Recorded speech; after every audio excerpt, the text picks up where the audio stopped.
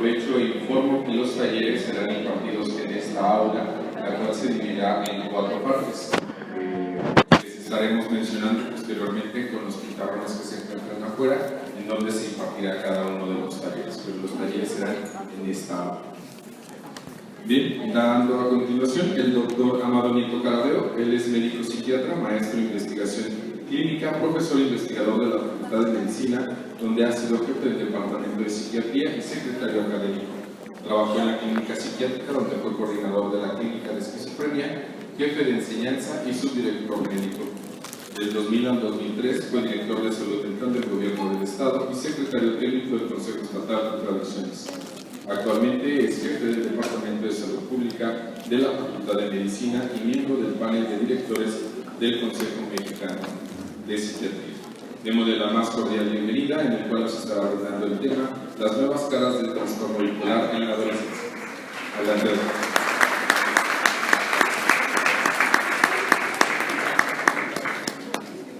Buenos días a todos ustedes.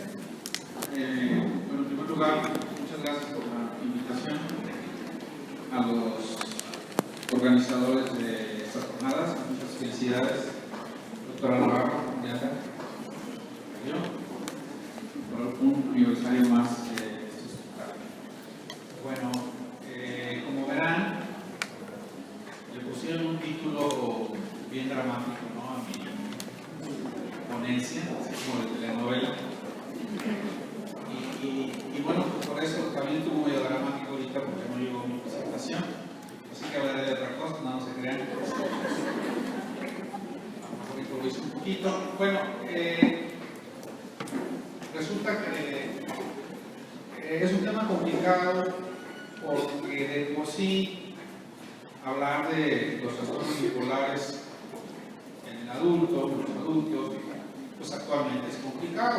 Entonces, cuando trasladamos la discusión de ciertos puntos de debate actuales en los adultos, se vuelven todavía más conflictivos o más debatibles en el caso de la población infantil y adolescente. El asunto cruza, pues, sobre todo la dimensión clínica, que es de lo que yo voy a hablar el día de hoy, pero sin ignorar que estos temas también son atravesados por otro tipo de discusiones, por ejemplo, ideológicas, económicas, incluso políticas, ¿sí? Eso estamos conscientes de eso, pero no es el tema del día de hoy.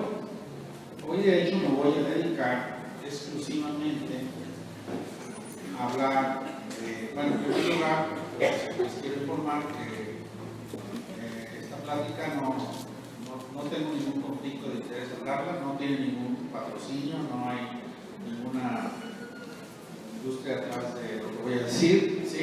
De hecho, no voy a hablar de tratamiento, voy a hablar exclusivamente del diagnóstico y de los problemas para el diagnóstico. No voy a hablar en lo absoluto de fármacos ni de ningún otro tipo de tratamientos.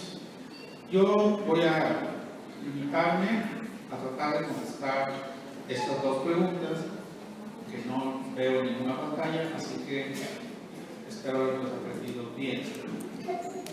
En primer lugar, quisiera contestar si se puede hacer el diagnóstico de trastorno bipolar en la adolescencia. No me voy a limitar a la adolescencia, también quizás desde la edad infantil. ¿Es posible hacer el diagnóstico de manera confiable? Digo, es posible hacer el diagnóstico, claro, todo el mundo lo hace, pero ¿existe forma de hacerlo de forma reproducible, confiable en esta población? Y la segunda pregunta es, ¿y si existe, verdad, un trastorno bipolar en la infancia? ¿Es el mismo que de los adultos? O sea, ¿es el de los adultos que se adelantó? ¿Es una forma temprana del trastorno del adulto? ¿O es algo distinto, es algo diferente con respecto al trastorno clásico, ¿verdad?, que conocemos en los adultos? ¿Lo puedo mover, verdad? Nadie me limita. No. y uno se tarda mucho tiempo en darse cuenta que uno mismo delimita, ¿verdad? Así, es la misma edad, es la misma entidad, o son cosas distintas. De hecho, en estricto sentido, pues no deberíamos estar hablando de trastorno bipolar en la infancia y adolescencia, porque los criterios diagnósticos están hechos para los adultos. Oficialmente, digámoslo así, pues uno no hace diagnóstico de trastorno bipolar en la adolescencia. Uno hace un diagnóstico provisional mientras la persona se hace adulta, y ya si persisten los síntomas, entonces uno hace el diagnóstico propiamente de trastorno bipolar. Sin embargo, los psiquiatras y personal de salud mental clínico enfrentan cotidianamente el diagnóstico de trastorno bipolar en los niños y en los adolescentes. ¿Por qué esta discrepancia entre, digamos, la atención cotidiana, la atención clínica y los diagnósticos oficiales? Bueno, esto se hace por razones de protección a la población infanto-adolescente. Se supone que al mantener, digamos, el diagnóstico de manera extraoficial, se protege a esta población de ser sobrediagnosticados, ¿sí? Y en ese caso, que pudieran ser sobremedicados. Los medicamentos que utilizamos para el tratamiento del trastorno bipolar tienen efectos secundarios que en esta población son mucho más severos. Entonces, esa es la principal razón por la cual se mantiene de manera extraoficial, porque de este modo, la industria farmacéutica no puede hacer estudios para probar indicación en niños y adolescentes. O sea, por eso no hay ningún medicamento que diga, este es el medicamento que está indicado en niños y adolescentes. Por supuesto que lo podemos hacer, pero no hay una indicación farmacológica como una medida de protección. Y creo que hay razón, cierta razón en ello, si observamos las tendencias de uso de psicofármacos en los últimos 20 años, en donde es probable, ahora lo reconocemos, que haya habido sobremedicación en muchos casos, o sobrediagnóstico. Entonces, el gran problema que tenemos con trastorno bipolar en los adultos, y que ahorita vamos a ver que en los adolescentes se vuelve más crítico, es que si uno vuelve muy estrictos los criterios de diagnóstico, pues lo que va a pasar es que muchos pacientes que tienen el trastorno no los vamos a diagnosticar. O sea, como quien dice, vamos a tener muchos falsos negativos. Y si nos ponemos muy manga ancha con los criterios diagnósticos, pues entonces vamos a empezar a diagnosticar muchas personas con trastorno bipolar que en realidad no lo tienen, como ocurre, digámoslo, en el ámbito de la atención no profesional, en el ámbito, digamos, coloquial, en la cual todo el mundo se pone la etiqueta de bipolar, ¿sí? Cuando se enoja en la mañana y se contenta a mediodía, ya soy bipolar. ¿Ah? Aquí llegó. Entonces, esa negociación, ¿verdad?, entre qué tanto le aflojamos a los criterios diagnósticos para poder incluir más personas y qué tanto le apretamos para evitar diagnosticar de más, ese gran problema en los adultos, pues es el que tenemos en el caso de las chicas y los chicos. Miren. Pero quisiera que imagináramos, para ver lo atrasados, por así decirlo, que estamos en la conceptualización de la enfermedad. De repente como que se va, siempre estoy hablando para mí mismo. Para saber qué tan atrasados andamos con el diagnóstico. Vamos a poner otro ejemplo, ¿no? Eso. Así. Se me antojan unos chocolates. A ver si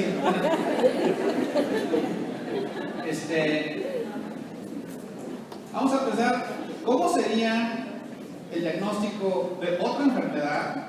Conocemos bien, pero si utilizáramos la misma forma de diagnosticar que lo hacemos con el trastorno bipolar. Por ejemplo, la diabetes, que todo el mundo conoce.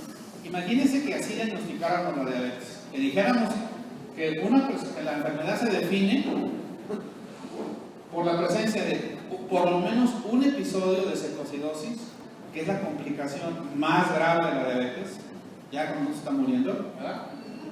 Caracterizado porque te sube la glucosa más de 500. O bien que de vez en cuando hayamos tenido episodios de hipoglucemia. No sé si alguien de aquí sea diabético, ¿verdad? Seguramente sí, porque se supone que el 30% de la población anda por ahí, ¿verdad? Andamos. Entonces, pero si alguien ahí, imagínense que esto fuera el diagnóstico, pues casi el 90% de los diabéticos se nos quedarían sin diagnóstico, porque la mayor parte de los enfermos nunca llegan a tener una crisis tan grave, ni de hiperglucemia, ni de hipoglucemia. Bueno, algo así nos pasa con el trastorno bipolar. ¿Sí? Solamente lo diagnosticamos en los extremos. ¿Sí? Cuando una persona tiene un episodio de manía, o cuando de plano estás muy deprimido. Y además hacemos que sea forzoso el episodio de manía, no el de depresión. Entonces, pareciera, de acuerdo a muchos autores, que nos estamos diagnosticando por los extremos de la enfermedad y estamos ignorando pues lo que hay en medio, ¿verdad?, de esos extremos. ¿Sí? ¿Qué es lo que sucede en la diabetes? Pues la diabetes la diagnosticamos cuando la persona tiene más de 120, ¿verdad?, aunque nunca se tenga crisis, ¿verdad? Entonces, ¿qué tiene que ver con la adolescencia? Pues que es posible que en estas poblaciones es cuando veamos algunos de esos síntomas, digamos, intermedios, ¿verdad?, o preclínicos. Volviendo al ejemplo de la diabetes, los endocrinólogos opinan en la actualidad que cuando uno hace el diagnóstico de diabetes a una persona, en realidad ya lleva 10 años enfermo, pero que todavía no tenemos manera de saberlo. Algo parecido sucede con el trastorno bipolar. Es muy probable que cuando uno hace el diagnóstico en un adulto de trastorno bipolar, ya lleve mínimo 10 años con el problema. Pero todavía no sabemos qué es eso que está antes de que hagamos el diagnóstico. Porque desgraciadamente, como ahorita vamos a ver, es algo demasiado inespecífico. Y cuando algo es demasiado inespecífico, o sea, no es exclusivo del trastorno bipolar, pues corremos el riesgo, ¿sí?, volvemos a lo mismo, de andar etiquetando a todo el mundo con el diagnóstico. Ahora, si hacemos un análisis retrospectivo de los que ya están enfermos, o sea, la gente que ya se le diagnosticó, tiene 30 años, 35 años, ya tiene un diagnóstico establecido de trastorno bipolar y retrospectivamente se le pregunta como cuándo empezó a tener síntomas, ¿sí? Pues el 60% dicen que ellos creen que desde antes de los 20 años ya estaban mal, pero obviamente pues no fueron diagnosticados. Y hasta un 10% afirman que de antes de los 10 años, o sea que siendo niños ya tenían síntomas. Obviamente que estos recuerdos, por así decirlo, pues podrían ser cuestionables, porque cuando uno ya está enfermo, tiende a tener recuerdos diferentes de cuando no. O sea, eso se llama acervo del recuerdo, ¿verdad? Si a mí me dicen, oye, ¿tú de niño tuviste síntomas depresivos? Digo, no, creo que no. Pero eso es porque ahorita estoy feliz en una plática, ¿sí? Pero si a lo mejor me agarran un día, ¿sí?, no sé, después de un juego de la selección o algo así, ¿sí?, o después de que me hayan cortado o algo así, lo más probable es que digan, no, yo de chiquito tenía depresión. O sea, la manera como te sientes en el presente modifica mucho tu recuerdo. Entonces, este dato que podría ser así como muy impresionante, ¿verdad? De que pues casi todos los bipolares tuvieron síntomas de adolescentes, pues no lo podemos tomar tan así, porque hay que contar en cuenta el sesgo del recuerdo, porque estos ya están diagnosticados. En realidad lo que tendríamos que hacer es lo contrario, hacer estudios prospectivos, o sea, agarrar a la gente desde que son niños o adolescentes y ver qué les pasa a lo largo del tiempo, ¿sí? Para ver cuáles son los síntomas tempranos de lo que en el futuro va a ser el trastorno bipolar. El problema de estos estudios es que pues mínimo tienen que durar, no sé, unos 10, 15 años, ¿verdad? Para esperarnos, si empezamos a observar a una persona a los 10 años, ¿cuánto nos tenemos que esperar? Pues mínimo hasta los 30 para ver si le dio o no le dio. Y pues en México nada dura más de 6 años, ¿verdad? Nada. Es imposible hacer un estudio de 20 años, porque a los 6 años ya te corrieron, ¿verdad? Entonces, ese es un problema que tenemos en nuestra población, ¿verdad? Nos cuesta mucho hacer trabajos prospectivos. Claro, de otros lugares donde no pasa esto, Dinamarca, Finlandia, Río Verde, podemos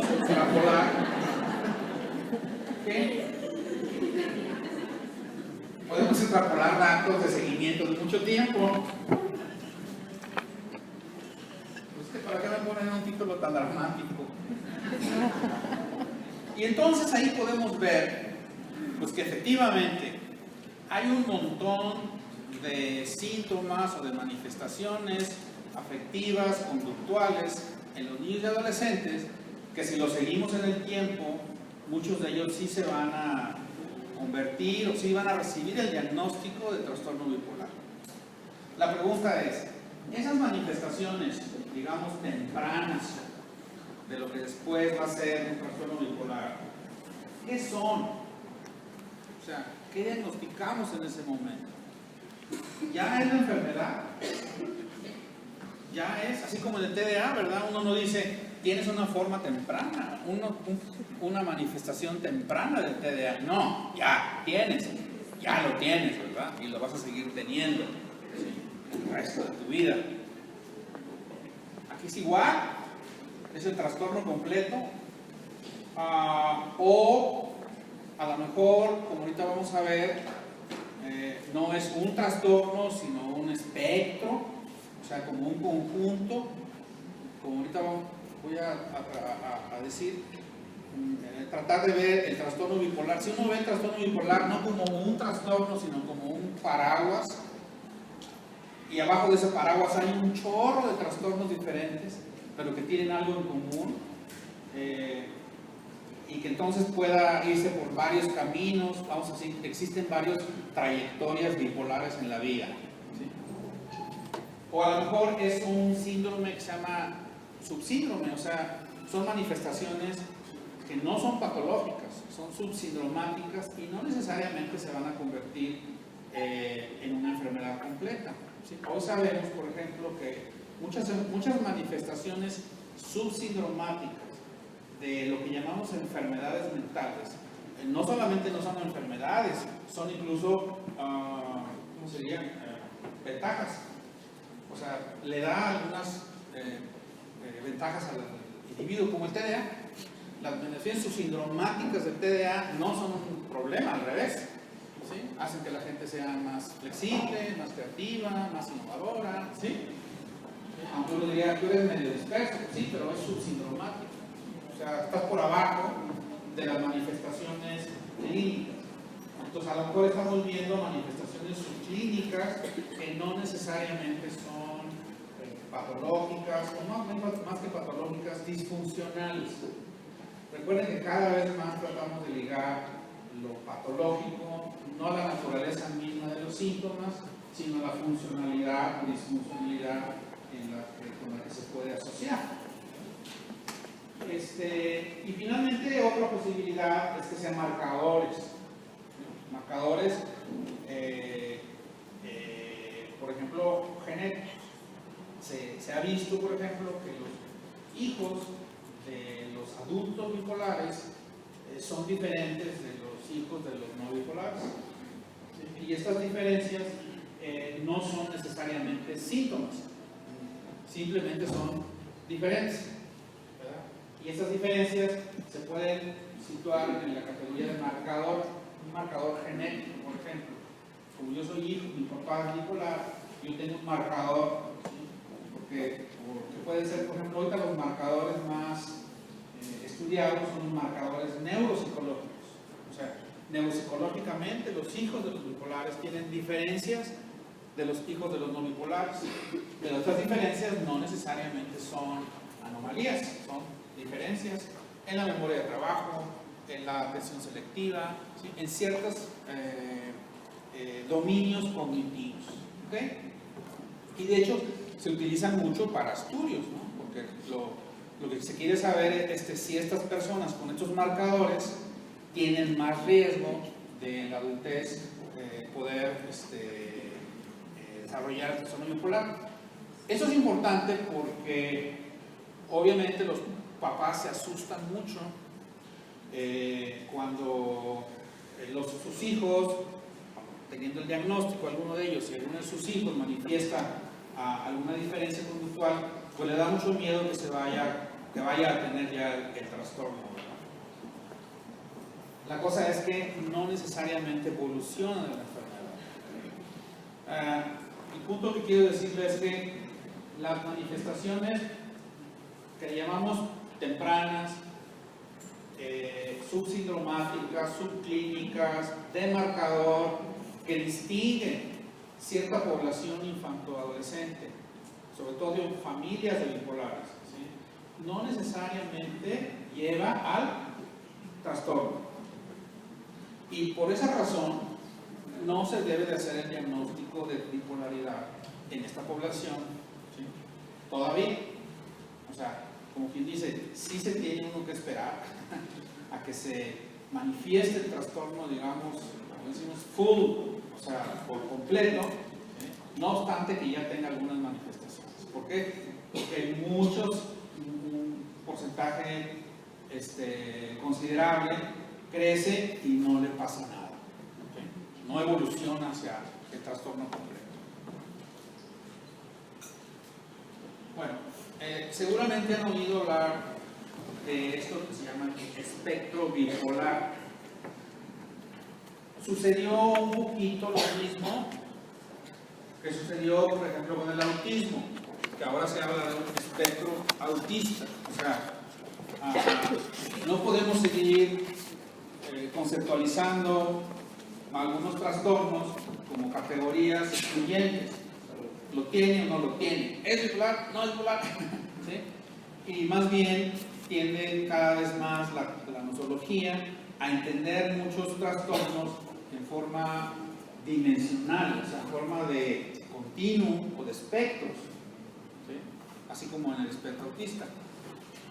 En el caso del trastorno bipolar se han propuesto espectros, pero hay mucha confusión porque hay tres formas de entender eso que se llama ahora el espectro bipolar, ¿sí? El espectro bipolar.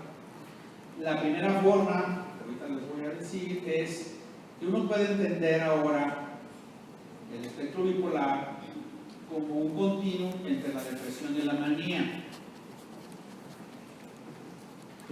o bien como les decía, como un paraguas con diferentes síndromes bipolares, o bien como un trastorno propiamente dicho, así como hacemos el diagnóstico de usted tiene un trastorno autista.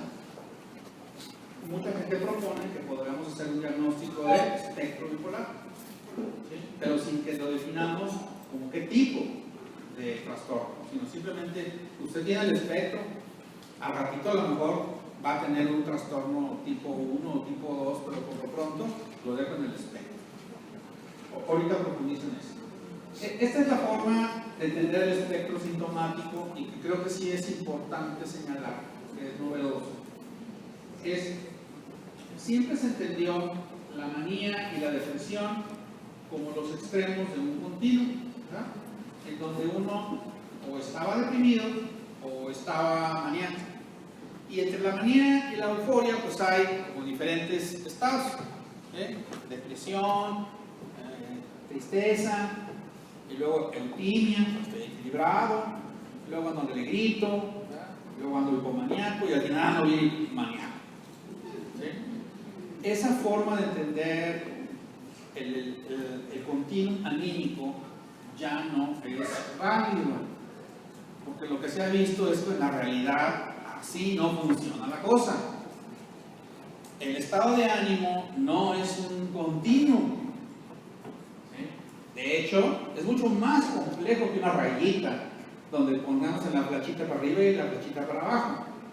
En la realidad, los estados afectivos de los seres humanos son complejos y eso implica que tenemos emociones contrarias al mismo tiempo. O sea, que podemos ver muchos pacientes que al mismo tiempo tienen manía y depresión. ¿Cómo? Así es. Y son dificilísimos, ¿sí? Porque al mismo tiempo están agitados, eufóricos, con grandiosidad, y al mismo tiempo deprimidos, se quieren suicidar, no tienen nada de nada. Se llaman episodios mixtos. Se llama mixto cuando están igualito de deprimidos y igualito de acelerados. Pero podemos ver, por ejemplo, también algo que se llama manía disfórica. Pacientes con manía, pero que tienen algunos síntomas depresivos. O al revés, pacientes deprimidos, pero que tienen algunos síntomas maníacos. En particular, este caso es importante en los adolescentes, porque los pacientes con depresión, con síntomas depresivos, pero con algunos síntomas maníacos, ese algunos síntomas maníacos, por ejemplo, puede ser la irritabilidad extrema. Ahorita voy a hablar un poquito más acerca del debate acerca de si incluimos o no incluimos la irritabilidad como un equivalente de manía, como un equivalente de euforia, ¿verdad? Entonces, estos son muy complicados. Entonces decimos que es una depresión mixta. Y es posible que esta forma de presentación, la depresión mixta, la depresión con síntomas maníacos o hipomaníacos, sea la forma, digamos, predominante de presentación en pacientes adolescentes. Por eso, uno puede encontrar casos donde una persona le diga, pues tiene una depresión, y otro le diga, no, tiene hipomanía. Entonces uno dice, pues no puede ser. Pues sí puede ser. Depende de lo que se haga más disfuncional o más notable, ¿sí? La familia puede exaltar más los síntomas de hipomanía, ¿sí? O bien más los deprimidos, ¿no? Pero como predomina lo depresivo, pues todavía no podemos hacer el diagnóstico de trastorno bipolar. Yo no lo mencioné hace ratito porque eso estaba en la presentación correcta, ¿sí? Que el problema que tenemos es que en los estudios de curso clínico de la enfermedad, la mayor parte de las personas con trastorno bipolar inician primero con depresión, y el primer episodio de manía o de hipomanía suele suceder más o menos hasta los 25 años. En general. Eso quiere decir que muchas personas que tienen depresión a los 18, a los 20, a los 22, pues no les van a hacer el diagnóstico de trastorno bipolar hasta que no les pegue una manía. Y eso es una cosa que se cuestiona mucho, ¿no? ¿Por qué esperarte? ¿De qué manera yo podría saber quiénes van a tener solamente un trastorno depresivo y quiénes van eventualmente a tener un cuadro de manía, cuando ya sabemos que estos son más tardíos? O sea, la población adolescente es la más vulnerable a que no se diagnostique el trastorno.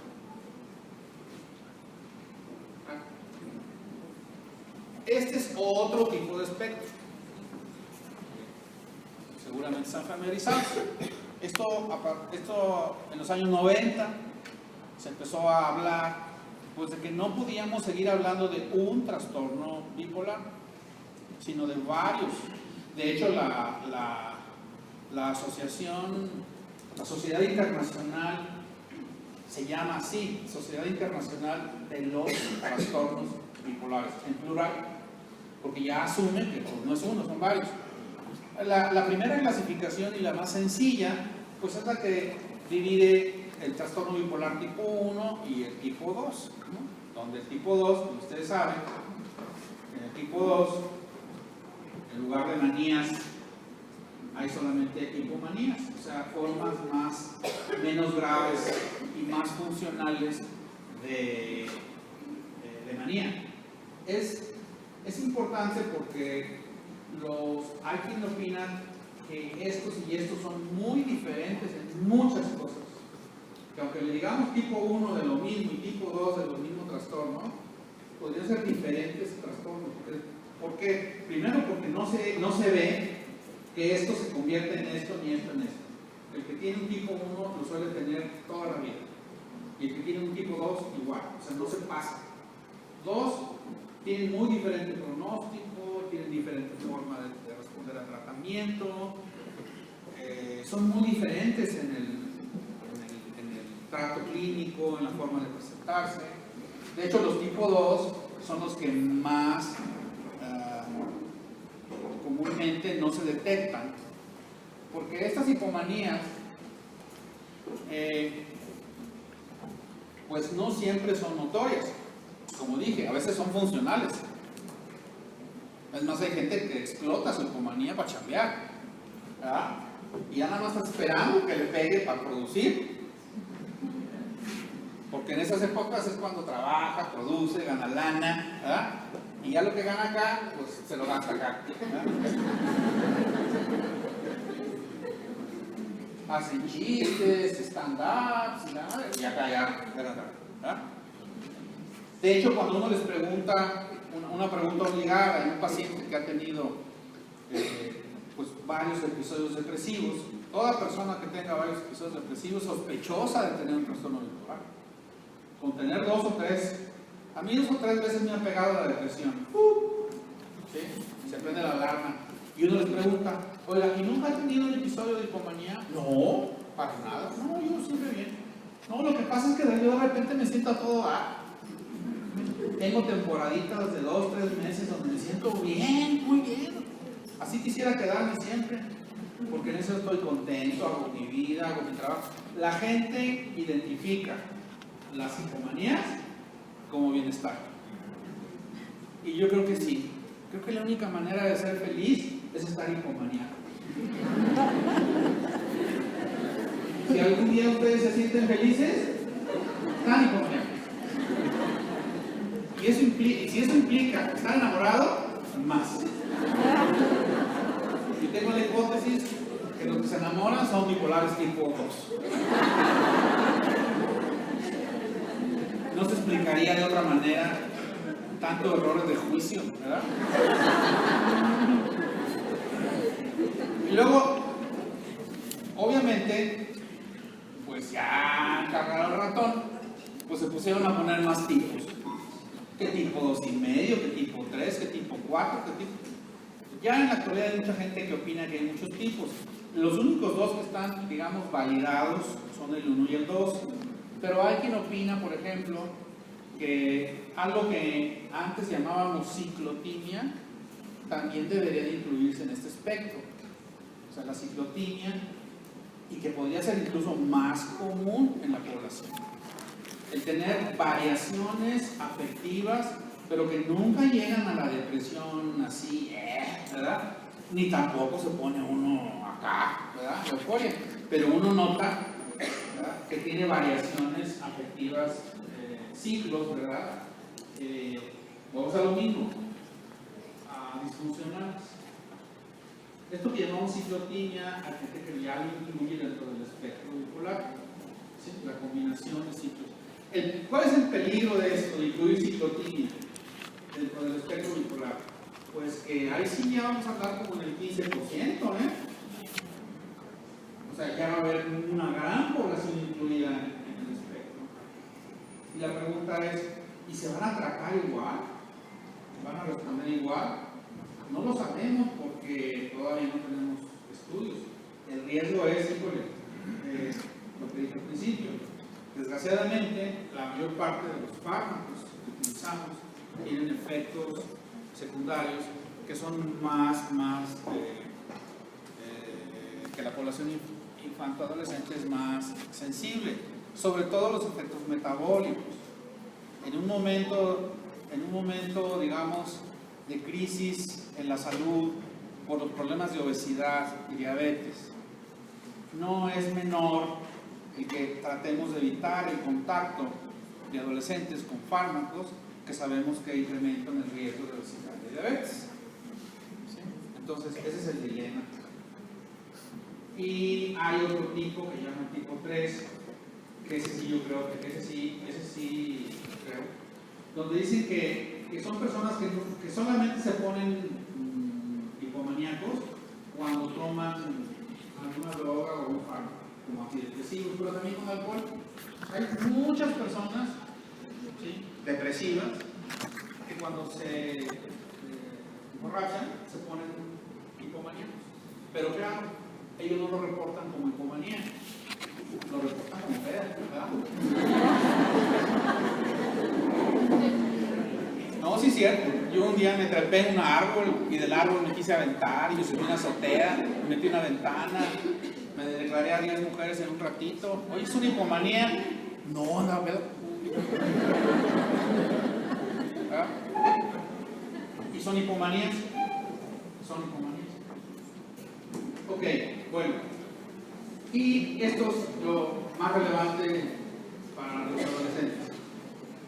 Nasir Haqemi, un psiquiatra iraní que trabaja en Estados Unidos, él ha propuesto que el espectro bipolar se puede diagnosticar como una enfermedad, como un trastorno en sí mismo, y que pudiera ser muy útil, sobre todo en los niños y adolescentes, porque eso nos permitiría identificar probablemente a la población de más alto riesgo, para lo que sea, pero más alto riesgo. ¿Sí? Y él dice que ninguna de estas manifestaciones forma parte de los criterios diagnósticos del trastorno bipolar. Y sin embargo, dice él, estas son las cosas que nos deberían de poner en alerta de la posibilidad de un trastorno bipolar, aunque no sea un trastorno bipolar. Él le llama espectro bipolar. Entonces dice, la ventaja de diagnosticar a alguien como espectro bipolar es que no lo tenemos que tratar todavía, no lo tenemos que medicar, nada, simplemente está detectado. Pero tener poblaciones de alto riesgo identificadas nos va a servir mucho, ¿sí?, para ciertas cosas como las que vamos a ver. Él dice, por ejemplo, que no son criterios, simplemente cuando veamos una persona así, sobre todo cuando es adolescente, ¿sí?, hay que pensar, ¿sí?, en que hay más riesgo de trastorno bipolar. Por ejemplo, cuando veamos, y eso es importante, cualquier niño o adolescente que tenga un episodio depresivo, cualquiera. ¿Pero por qué? Pues porque es en los trastornos bipolares cuando se presentan a edad más temprana los episodios depresivos. El simple hecho de que un adolescente de 15 años tenga un episodio depresivo nos debe de hacer pensar en la posibilidad, no en un diagnóstico ya, sino este tiene más riesgo. ¿Sí? Porque lo común de la depresión mayor unipolar es que no empiecen tan temprano. Eso es algo nuevo, algo que ha causado mucha discusión. ¿Sí? Aquí lo importante es, no estamos hablando de que ya digamos que es bipolar, simplemente que siempre pensemos que el episodio depresivo entre más temprana edad, ¿sí?, es más riesgo de que en el futuro, ¿sí?, pueda ser un trastorno bipolar. Ahora, la historia familiar de primer grado. Si tu papá o tu mamá o uno de tus hermanos tiene ya un diagnóstico de trastorno bipolar, igual, ya eso nos hace cambiar nuestra perspectiva. Ahora, súmele, yo tengo un adolescente de 14 años que tiene un episodio depresivo y su papá tiene un trastorno bipolar. Ay, híjole, man, ¿sí? No puedo decir, tiene un trastorno bipolar. No lo puedo decir porque no tiene criterios. No tiene criterios. Yo a ese niño, yo no les puedo decir a los papás, oiga, su hijo tiene un trastorno bipolar. No puedo decírselo porque no tiene criterios. Los criterios son muy claros. Por lo menos tiene que haber tenido un episodio de hipomanía. Él todavía no lo tiene. Pues, ¿qué le digo, hermano? ¿Qué le digo? No tiene nada, pues tampoco. Y nada más estoy hablando de dos elementos, ¿sí? Entonces, por eso dicen así, nos ayuda ese término de espectro bipolar. Yo lo que les digo es eso, mire, su hijo no tiene un trastorno bipolar porque no tiene criterios, pero tiene algo que se llama espectro bipolar. O sea, está como en la sombrilla, ¿sí? Está como en el territorio de los trastornos bipolares, que pueden ser de muchos tipos, pero todavía no sabemos de qué es. Vamos a tener que estar observando, hay que esperar, hay que vigilar, ¿sí? Hay que tener mucho cuidado. ¿Cuidado con qué? Por ejemplo, con el alcohol. Estos son los adolescentes que van a tener más problemas con el alcohol. Si vemos otro criterio es si yo tengo a un adolescente con depresión, clarito, ¿verdad? No se quiere levantar, baja autoestima, no duerme, o hipersomnia, ¿sí? Y pesimismo, y así. Y de repente, y obviamente, y un médico le da un antidepresivo, ¿verdad? Un convencional, fluoxetina, citalopram, y ese antidepresivo le provoca una reacción, o sea, un empeoramiento. El empeoramiento puede ser que se ponga más depresivo. De hecho, si uno lee las etiquetas de los antidepresivos, dice, mucho cuidado cuando le damos uno esto a los adolescentes, porque en los adolescentes puede incrementar el riesgo suicida. Entonces, decían, ¿cómo es posible que un medicamento que es para quitar las ideas suicidas, o sea, a los adolescentes les empeora el riesgo suicida? Pues muchos opinan que muchos de estos adolescentes que tienen esas respuestas inadecuadas a los antidepresivos, en realidad tienen un trastorno bipolar y que no hay que darles antidepresivos. Y esta parte es muy importante. ¿Por qué? Porque un solo medicamento se utiliza para la depresión. En un caso los va a mejorar y en otro los va a empeorar. De aquí la importancia de reconocer este tipo de elementos. Por ejemplo, si yo veo a un adolescente de 13 años con depresión y tiene un par de deprimidos, yo ya me lo doy antidepresivos. ¿No, hombre? No. ¿Sí? Se trata de otro tipo de intervenciones, pero es muy probable que sea de muy alto riesgo darle un antidepresivo.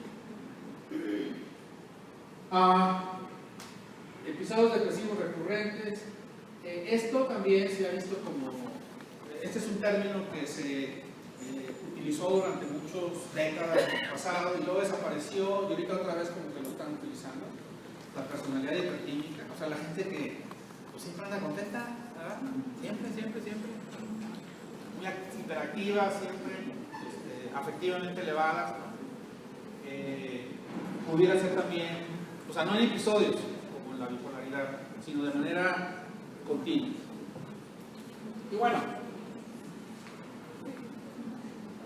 ahorita les voy a decir por qué podría ser muy interesante el uso del espectro bipolar como herramienta diagnóstica.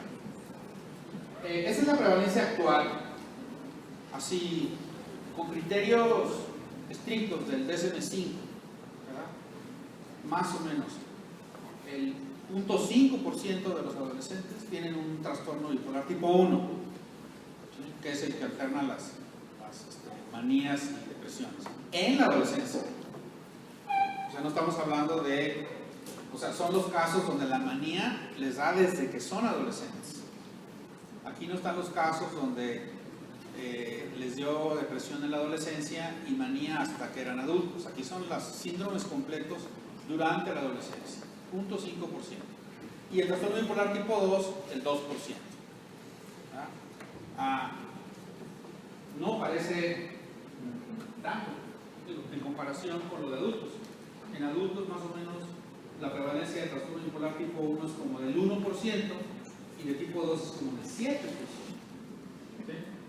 Pero no sabemos si esto sucede porque los criterios están hechos para los adultos. Si por ejemplo le agregáramos a estos criterios del espectro, ¿sí? Entonces es el problema que les decía hace ratito. Ese 1% y ese 2% me subirían a 1,5, a 5, entonces voy a tener más diagnósticos. Pues sí, pero también quizás más tratamientos inadecuados. Y como en estos casos se da siempre el beneficio, digamos, de la protección, pues entonces se evita hacer ese diagnóstico.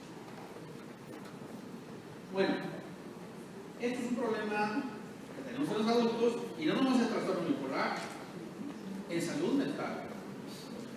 ¿Cómo hacemos el diagnóstico de algo si los criterios son inespecíficos? ¿Sí? Los criterios son inespecíficos. ¿Cómo se hace el diagnóstico de neumonía? ¿Alguien sabe? ¿Cómo les dice un doctor? Tienes neumonía. Con una radiografía, ¿verdad? Si uno llega y les dice, oiga, tengo tos y fiebre. No, pues no, tos y fiebre en todo el mundo, ¿verdad? Yo tengo una radiografía. ¿Por qué? Porque la radiografía tiene los criterios específicos. Todos los síntomas respiratorios son inespecíficos. Pues si nomás son 4, hay como 100 enfermedades pulmonares, pero nada más con los datos, o fiebre, o escupitajos sangrosos, ¿verdad? O disnea, falta de aire. No más. Entonces, ¿cómo le hacen los diagnósticos? Pues porque los criterios están fuera de los síntomas. No sé si me explico. En la mayor parte de las enfermedades, ¿sí?, los criterios de diagnóstico son específicos y están fuera de los síntomas, porque los síntomas son muy inespecíficos. Los síntomas de las enfermedades son dolor, fiebre, ¿no?, disnea, dolor de la panza y ya. Normalmente cuando nos hacen un diagnóstico, pues nos hacen análisis, radiografías, fotografías, para que sea específico. Muy bien. Bueno, el problema que tenemos en salud mental es que pues, todos los criterios son inespecíficos, ¿no? O tenemos insomnio, o ansiedad, o depresión, ¿no?, o agitación, o psicosis y ya, ¿verdad? Y la combinación de todos esos síntomas pues nos da todo el montonal de enfermedades mentales que existen.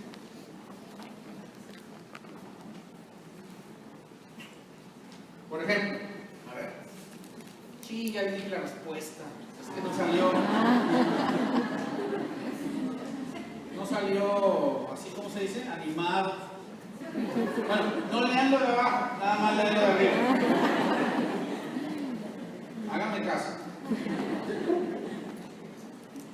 La especificidad de los criterios diagnósticos para trastorno bipolar es el 50%. ¿Qué quiere decir? Que cuando uno hace el diagnóstico de trastorno bipolar, la probabilidad de que no lo tenga es el 50%. O sea, de cada 2 pacientes que uno dice que tiene trastorno bipolar, uno no lo tiene. Y hay otra cosa que se parece, pero no es trastorno bipolar. Los adolescentes. ¿Qué puede ser? ¿Qué se parece al trastorno bipolar? Que no es trastorno bipolar en los adolescentes. La adolescencia,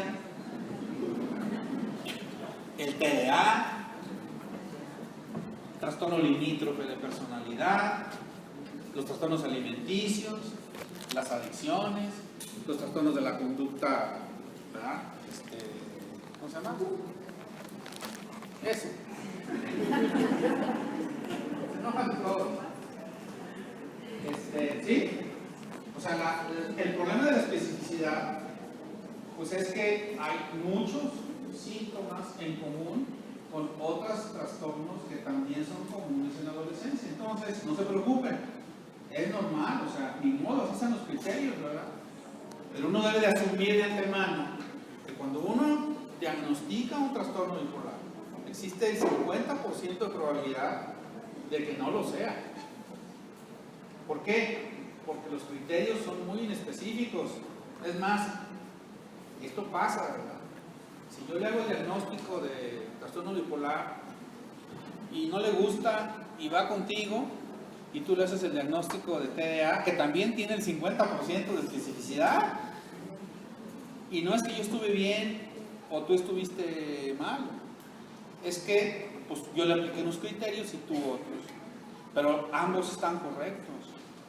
Y eso es muy, en términos de la vida cotidiana, es muy latoso, implica costos para las familias, confusión.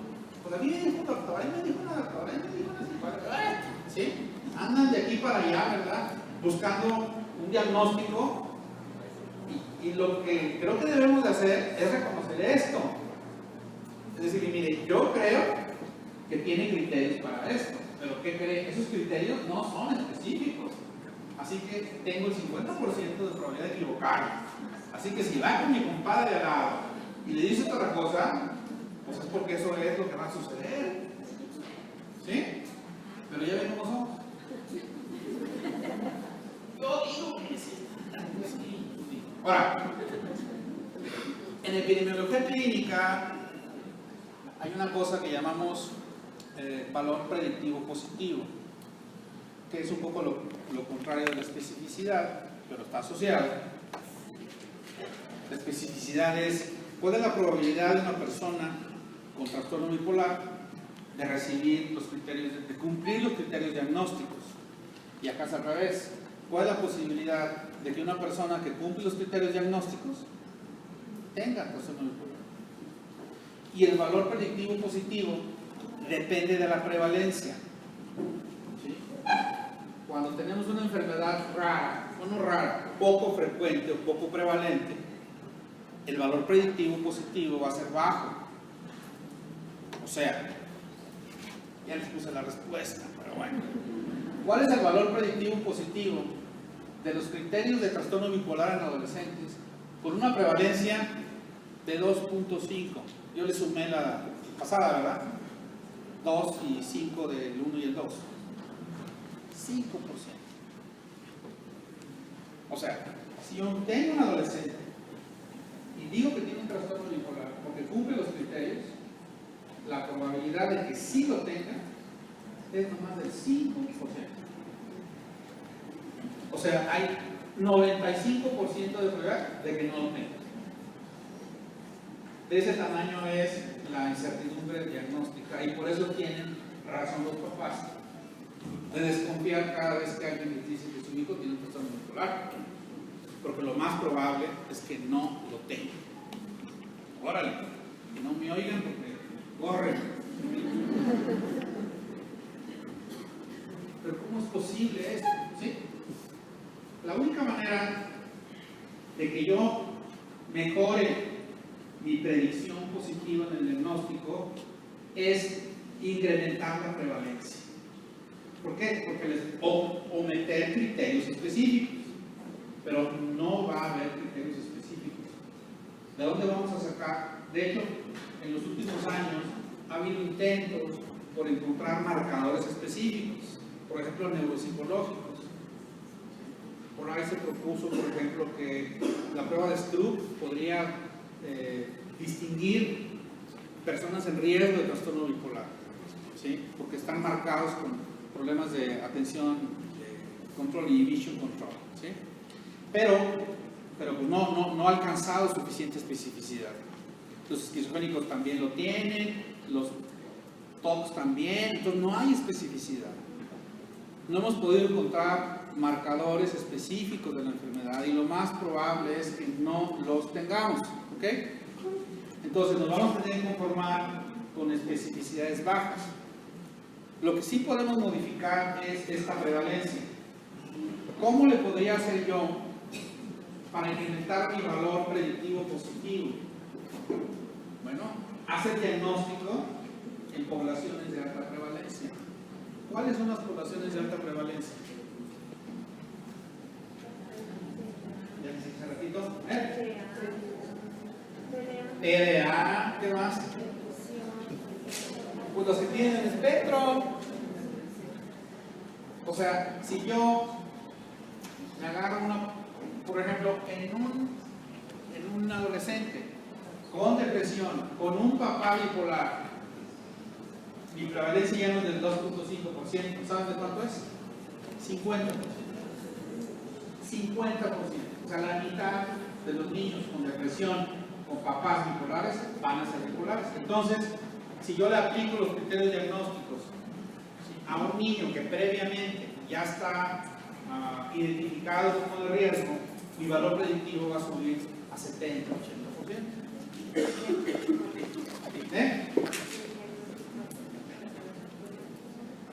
Fíjate que en los adultos, cuando ya se presentó, me pregunta qué tan confiable es el diagnóstico en el adulto, ¿verdad? Le digo que en el adulto normalmente cuando ya se diagnosticó, ya se volvió más claro, ya tuvo muchos episodios, ya se manifestó un episodio de manía que sí son muy fáciles de distinguir, de detectar. ¿Sí? Ahí no hay problema con eso. El problema es que cuando detectamos esa manía, es como con los diabéticos que detectamos la cetoacidosis. Ya fue demasiado tarde. Normalmente lo que quisiéramos es, ¿cómo le vamos a hacer para detectarlo antes, cuando es mucho más difícil de detectar? Entonces, estos podrían ser indicadores de riesgo. Ya les había dicho, antecedentes familiares de primer grado, de trastorno bipolar, de suicidio. Acuérdense que cuando uno pregunta acerca de antecedentes familiares, no basta con que digan, no, yo no tengo ningún familiar con trastorno bipolar. Uno no puede confiar en eso, porque es posible que no se los hayan diagnosticado. ¿Sí? Antes acuérdense que no era tan común recibir diagnósticos. Entonces, uno tiene que tomar ciertas conductas como no equivalentes, pero sí como sospechosas. Por ejemplo, tener familiares con intentos suicidas, más bien con suicidios consumados, es un equivalente de tener antecedente de trastorno bipolar, porque es mucho más frecuente que se consume un suicidio en un paciente bipolar. Yo creo que el abuso de alcohol en familiares es muy importante, sobre todo en los hombres. Si pensamos que el 60% de los hombres con trastorno bipolar se vuelven adictos al alcohol, y que por nuestra forma de enfrentar las enfermedades, cuando alguien tiene alcoholismo, ya nada más tiene alcoholismo. Cuando uno se vuelve alcohólico, todo lo demás se borra y todo tiene la culpa del alcohol. Cuando en realidad muchos de esos adicciones son debidas a una enfermedad previa. Entonces, una persona con un trastorno bipolar que se vuelve alcohólica, el trastorno bipolar desaparece y todo se convierte en un problema de alcohol. Entonces, ya no se diagnostica, ya no se nota. ¿Verdad? Entonces, tener antecedentes de abuso de alcohol, sobre todo en hombres, hay que pensar, a mí se me hace que ese papá, ¿sí?, era de trastorno bipolar, pero pues, se lo escondió con el alcohol. Este criterio que propone el doctor Woodward es muy interesante, porque él dice que, contrario a la idea tradicional de que el trastorno bipolar es un problema del ánimo, ¿sí?, de hecho está clasificado como trastorno del estado del ánimo, porque pues, lo típico es depresión y manía. Bueno, dice él que eso está mal. Es como la diabetes. La diabetes es un trastorno del azúcar. ¿Estoy bien? No. La glucemia es como el marcador final. Es un trastorno de la homeostasis energética. ¿Verdad? Ay, sí. Homeostasis energética. Entonces, lo que dice Goodwin es, a ver, ¿cuál es el problema central del trastorno bipolar? ¿El estado de ánimo? ¿O el estado de ánimo es el resultado, el epifenómeno de algo que está ahí abajo? Y él dice que el core, el centro, son los cambios de la actividad psicomotriz. O sea, que lo sospechoso no debe de ser que el adolescente se ponga triste o se ponga contento. Eso no es bipolaridad. Lo que es sospechoso es que uno de repente ande muy activo y de repente esté uno hipoactivo. ¿Sí? Independientemente de cómo tomamos el estado de ánimo. Por eso se puede confundir mucho con los cambios. Porque al igual que el TDA, ¿sí?, el componente central pudiera estar ubicado, ¿sí?, en aspectos neurocognitivos y la conducta, no en afectivos, como lo hemos estado ubicando quizás equivocadamente, y por eso somos tan específicos. Entonces él dice, un adolescente que cambia demasiado, que, por ejemplo, sin que se ponga eufórico ni nada, pero de repente le da por jugar 5 partidos de fútbol en un día, ¿verdad?, y está tan campante, normal, pero a la semana siguiente, ¿sí?, no puede ni subir una escalera porque está agotadísimo, ¿verdad? Esos cambios tan bruscos de actividad psicomotriz pudieran ser indicadores de riesgo. ¿Por qué son importantes los indicadores de riesgo? Porque cuando tienen indicadores de riesgo, acuérdense, nuestros criterios diagnósticos se vuelven más predictivos. Por eso en la evaluación de un caso no solamente están los síntomas, para mí son más importantes los indicadores de riesgo. Síntomas, todo el mundo tenemos síntomas. La irritabilidad crónica, ahorita voy a hablar, creo que se me acabó el tiempo. ¿Puedo hablar de la irritabilidad? Y la comorbilidad, tener comorbilidad, como ya dijeron ustedes, y cualquier intento suicida va a ser un indicador de riesgo. ¿Sí? Bueno, esto es muy importante. Como si lo otro no, ¿verdad? Todo lo demás no era importante, esto sí. Se propuso, ahora que se hizo la revisión de los criterios diagnósticos del DSM-5, hubo grupos que proponían que se incluyera la irritabilidad como un equivalente sintomático de hipomanía, de euforia. O sea, que dijera, tener episodios de euforia o irritabilidad. Entonces, el problema de eso es que si lo hubieran hecho, pues entonces nomás de repente montones de adolescentes y niños los hubiéramos tenido que meter como episodios de hipomanía. ¿Sí? Y no pasó la propuesta. Entonces, la cosa quedó así más o menos para fines de diagnóstico.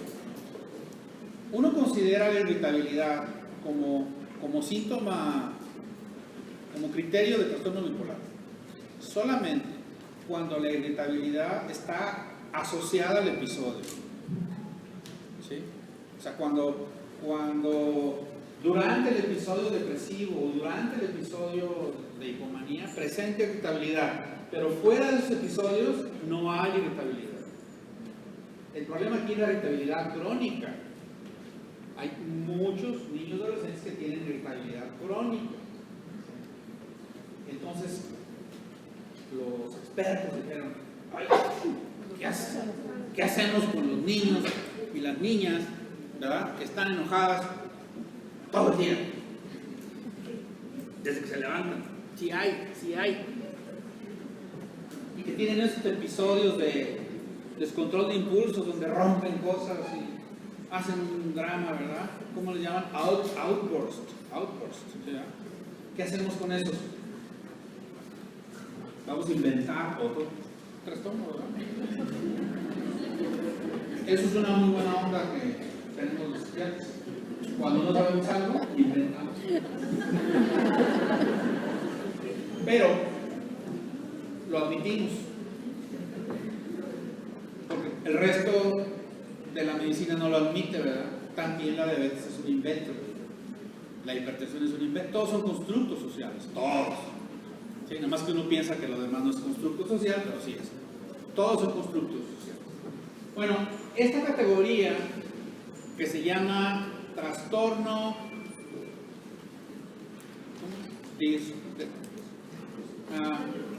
Dysregulation Mood Disruptive Disorder. Trastorno disruptivo, ¿cómo? A ver, ayúdame.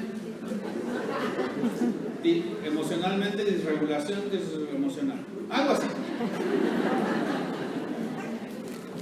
Por algo no me lo prendo, ¿no? Pues porque no ha servido para nada, ¿verdad? Pero está interesante. Trastorno por disruptivo de desregulación emocional, ¿eh? Algo así. Todo el mundo nunca lo van a diagnosticar, no se puede.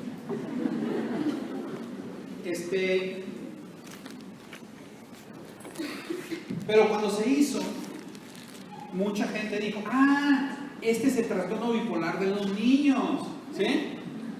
Como no se animaron a decir, hay trastorno bipolar pediátrico, inventaron el DMDD, que es el trastorno bipolar de los niños. No, ¿sí? Esto no es así. Esto fue un malentendido. Esta categoría se utilizó para ubicar, desde el punto de vista nosológico y de vigilancia y de riesgo, a niños y a niñas que tienen esta conducta característica de irritabilidad crónica, ¿sí? Que también se traslapa con el trastorno posicionista desafiante, pero que luego se ve en niños más chiquitos, ¿no? Pero bueno, se puso esta categoría, pero casi con fines de, oigan, existe esta población,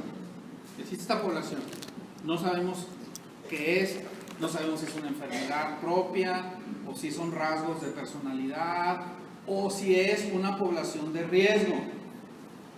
Como esto no tiene tanto tiempo, DSM-5 apareció hace, ¿qué? 5 años, creo. Pues no hay estudios todavía suficientes de seguimiento como para decir si existe un riesgo de tanto por ciento de que los niños con este problema más tarde, cuando son adultos, tengan trastorno bipolar o desarrollen trastorno bipolar durante la infancia, ¿sí? Pero como puse en la diapositiva pasada, sí es un criterio de riesgo de irritabilidad crónica. Pero este diagnóstico no es equivalente a trastorno bipolar. ¿Sí? Eso es importante, porque de repente, pues muchos adolescentes y niños con problemas de irritabilidad crónica empezaron a recibir diagnósticos de trastorno bipolar. Es que me dijeron que es el bipolar de los niños. No, son cosas diferentes. Ya voy a acabar. De hecho, conclusiones. Pues más bien son las preguntas que hice. ¿Es posible hacer un diagnóstico confiable de trastorno bipolar en la infancia y la adolescencia? Miren, les voy a hacer un consejo. En muchos años que llevo en la adolescencia. Siempre que les pregunten algo, siempre contesten, depende. Y están en lo correcto. Porque cualquier cosa que uno quiera, depende. ¿Me quieres? Depende.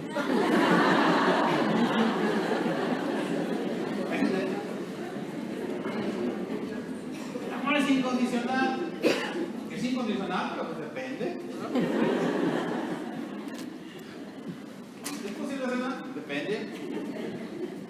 ¿Depende de qué? ¿De a quién le aplicamos el diagnóstico? Sí es posible hacerlo un diagnóstico. Siempre y cuando lo apliquemos en poblaciones, ¿sí?, de alto riesgo. ¿Dónde no es confiable? Híjole, en un adolescente que no tiene ningún marcador de riesgo. Imagínense que yo veo un adolescente, 18 años, un trastorno depresivo, ¿verdad? ¿Hay familia con trastorno bipolar? No. ¿Alcohol? No. ¿Hay algún trastorno mórbido? No. ¿Trastorno de alimentación? No. ¿Media? No, caray. pero es que sí cumple el criterio de hipomanía, porque el otro día dice que anduvo 4 días se levantaba a las 3 de la mañana, estaba muy activo, y haciendo mil cosas, hasta le olvidaba a los hermanos. Eso es una hipomanía, ¿verdad? No, lo más probable es que no lo sea. ¿Por qué? Porque en esa población el valor predictivo positivo es muy bajo. Pero si tiene familiares con bipolaridad, alcoholismo, intentos suicidas previos,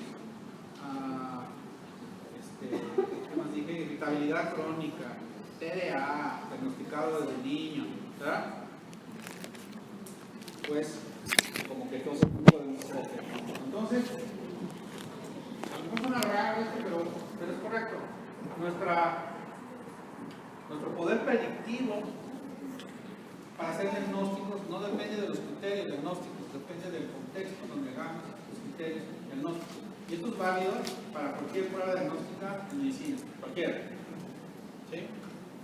Si yo ahorita, por ejemplo, al azar, voy a un laboratorio y les pido que me hagan un análisis de HIV y sale positivo, ¿cuál es la probabilidad de que yo tenga HIV? Es una prueba, la ELISA tiene 99% de sensibilidad y especificidad. ¿Cuál es la probabilidad de que yo tenga HIV? Nada más del 20%. ¿Por qué? Porque no soy población de alto riesgo. Lo juro.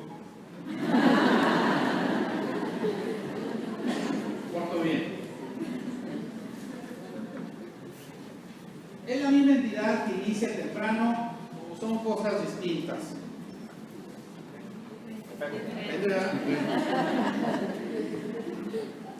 Sin embargo, la evidencia tiende a llevarnos a que son distintas, ¿sí?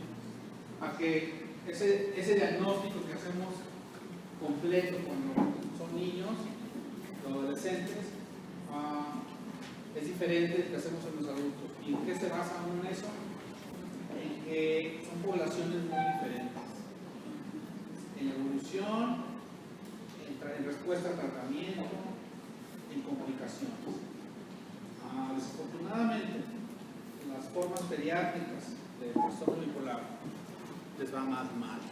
Tienen muy mal pronóstico para deterioro cognitivo, tienen mal pronóstico para respuesta al tratamiento, tienen mucho más alto riesgo suicida, tienen mucho más alto riesgo de consumo de alcohol o de otras drogas, o sea, tienen todas las complicaciones posibles. Y creo que eso podría ser importante. O sea, ¿para qué diferenciarlos? Llamémoslos igual, no, porque a veces la diferenciación permite hacer distinciones a nivel epidemiológico en cuanto a los programas de atención. Los programas de atención dirigidos a niños de alto riesgo, como trastorno bipolar, deberían ser diferentes a los programas de apoyo a los adultos. ¿Ok? Bueno, ahora sí ya acabé. Muchas gracias por su atención. Perdón porque